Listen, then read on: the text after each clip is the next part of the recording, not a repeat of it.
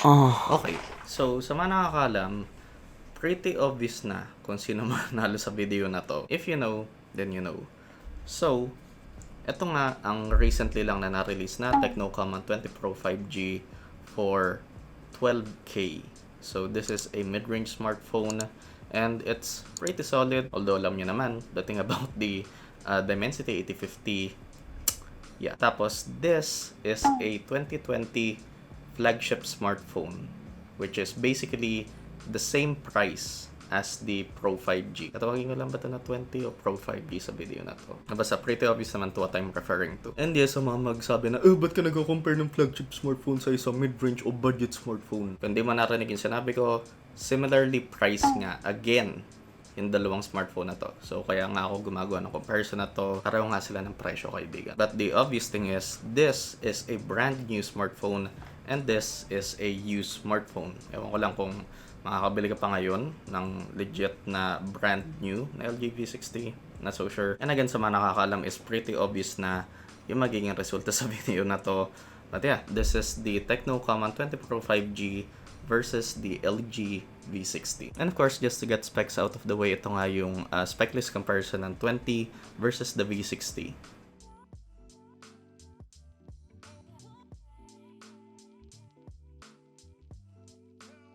So, unang-una muna is build quality and design. Pagdating sa build, all the way ang V60. Just straight away, this is built like a tank. Ito, it's definitely built well for the most part, but yeah, plastic back, faux leather finish yan, tapos plastic frame, and hindi pa actually in-indicate ni Tecno kung anong glass yung ginamit para sa display neto. For the V60, you get an aluminum frame, glass sandwiched.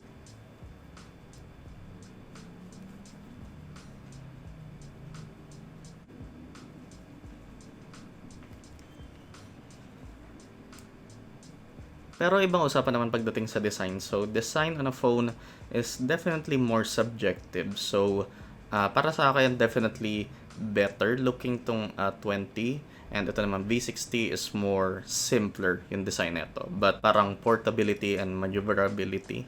What the phone? Tama ba yung term na yung maneuverability? Way bigger tong V60. So, to the point na I can completely cover the conceal the 20 with the V60. And definitely way thicker yung V60 kumpara dito sa 20. As nakita nyo pa lang dito, napaka-obvious nun. And siguro one design aspect lang na ayoko dito sa V60 is, yeah, yung volume rockers niya is nasa other side, which I would have preferred to be at the top of the power button. And I definitely like the button layout dito sa 20 way more. And one really good thing about these two phones is na-retain nila pareho ang 3.5mm jack.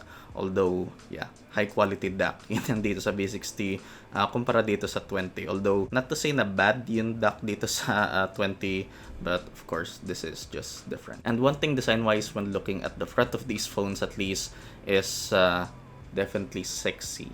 Yung bezels netong 20, hole punch for the front-facing camera. Tapos dito naman sa V60 is thick as yung side bezels, top and bottom bezels, and yeah, teardrop notch yan para sa front-facing camera. Definitely mukhang outdated yung design netong V60, at least from the front, kumpara dito sa 20. Tapos pagdating naman sa display, which is obvious advantage to para dito sa 20 is, so both of these phones have AMOLED OLED displays.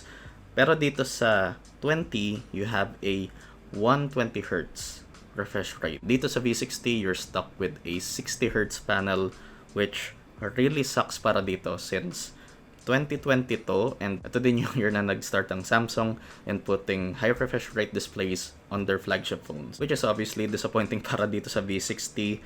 So, both displays are great, like quality-wise, pero yung fluidity, yung overall experience is definitely fluid and smoother yung overall user experience dito sa 20 just because of that 120Hz display. Although definitely better yung colors dito sa V60 and significantly gets brighter compared to the 20. Tapos dito naman tayo sa camera department with these two phones. So both of them have 64 megapixel main sensors, both with OIS.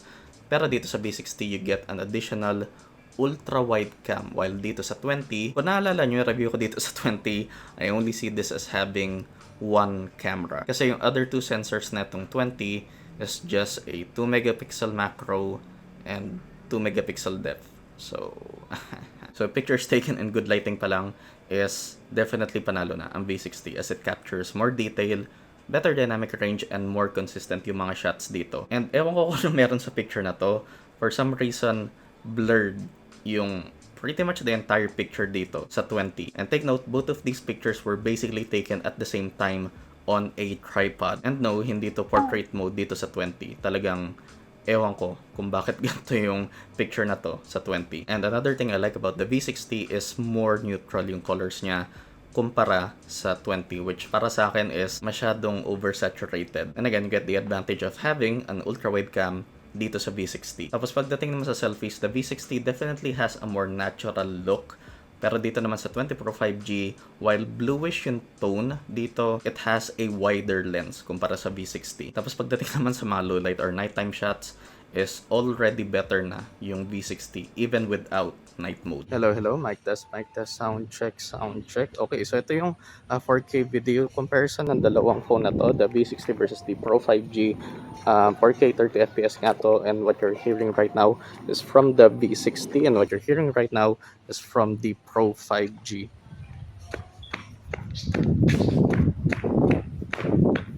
Hello, mic test, sound check. So ito naman yung vlog test comparing the V60 versus the 20 Pro 5G. And obviously may advantage na agad dito ang V60 muna because it's capable of recording in 4K using the front-facing camera. Tapos 2K naman dito sa Pro 5G, pero as nakikita nyo naman, much wider yung camera dito sa Pro 5G kumpara sa V60. I mean, I don't know about you, pero pagdating sa cameras, is definitely panalo tong V60. Tapos, moving on naman sa performance, which hindi naman necessarily landslide victory para dito sa, sa V60. Good performer pa din naman yung 850. So, pagdating sa mga more basic tasks or non-demanding tasks, so pagdating sa mga pag-open up ng mga apps, multitasking, having several apps open in the background, is pretty similar sila. Pareho silang snappy, although again, more fluid yung experience dito sa 20 with that 120Hz display again.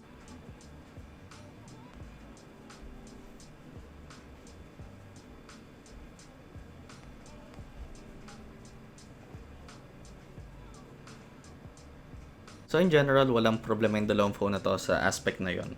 Pero, ibang usapan na pagdating sa games, mainly sa mga more demanding na game. So ito nga, and sa mga magtatanong is yes, walang problema. Either of these phones and running something like PUBG Mobile, Wild Rift, Call of Duty Mobile, tsaka pati ML. Ngayon, pareho yung graphic settings sa Genshin dito sa V60 and sa 20. So, both sa highest graphic setting, 60 FPS, with motion blur turned off. Pero dito nyo na makikita yung difference in performance. So, dito pa lang sa pagpan is way smoother dito sa V60. Again, dito pa lang sa pagpan na nakikita nyo is silky smooth dito sa V60, while dito nakakita ka ng parang mga choppiness and stutters sa 20. So ayan nga, sa napapansin nyo naman is you're definitely getting more frequent stutters dito sa 20 kumpara sa V60.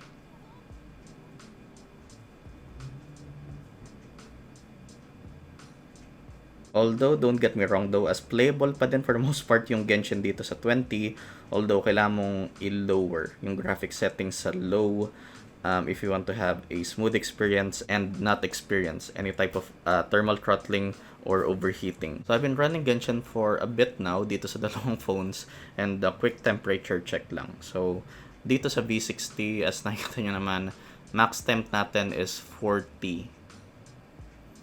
Tapos dito sa sa 20, nagma-max out siya at 44 up to 45 degrees Celsius. So, yeah, yun nga. So, obviously, pagdating sa mga more demanding tasks, in this case, gaming in Genshin is panalong-panalo yung V60. But of course, it's not all like sunshine and ano nga ba yung term na yun? Malalaman nyo what I mean. It's not all like sunshines and rainbows for the V60. Tapos, pagdating naman sa speakers, unang-unang muna dito sa 20. You can't get any more incest than Sagiri. Let's regroup, actually, because I want to figure out how much money we've spent. Because the past two stores, we spent 500 each, but Tapos nagka-misclick pa ako, pero dito naman tayo sa V60. you can't get any more incest than Sagiri. Let's regroup, actually, because I want to figure out how much money we've spent. Because the past two stores, we spent 500 each, but this time around, we have a little bit No, more. hindi nyo masyadong, like, manonotice yung difference siguro hearing it through my microphone, tapos kung namang audio device you're listening with. No, pwedeng nasa PC speakers ka or nasa phone ka lang.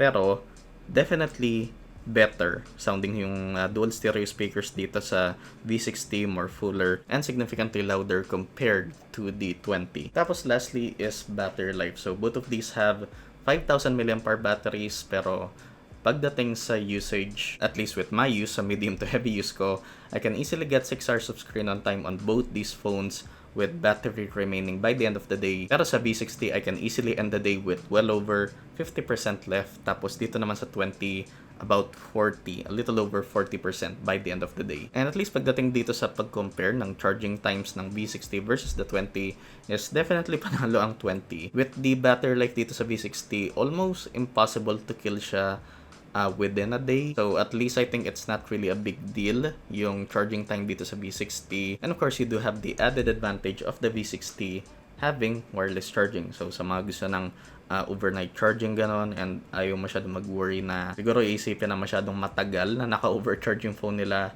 ayun nga, option yon para dito sa V60. And one really underrated thing dito sa V60 na not a lot of people appreciate, at least pagdating sa mga more expensive mga flagship smartphones, is USB 3.1 speeds yan mga kaibigan. Actually, kahit USB 3 yan, I don't have a problem with it. The positive thing, the advantage of having USB 3 aside from having faster file transfers is easily magagawa mong parang switch tong V60. You can like easily hook it up with a Type-C to HDMI cable, tapos mag-connect ka ng gamepad, medyo game over. So yun. So at least so far, the only advantage of the 20 has over the V60 is ito nga, 120Hz yung panel nito. Ito 60Hz lang. And ang obvious winner sa comparison na to, like value-wise, is definitely the V60. Pero as I mentioned in the beginning of this video, is itong 20 brand new to. Itong V60 is used. 2020 flagship phone pa nga to.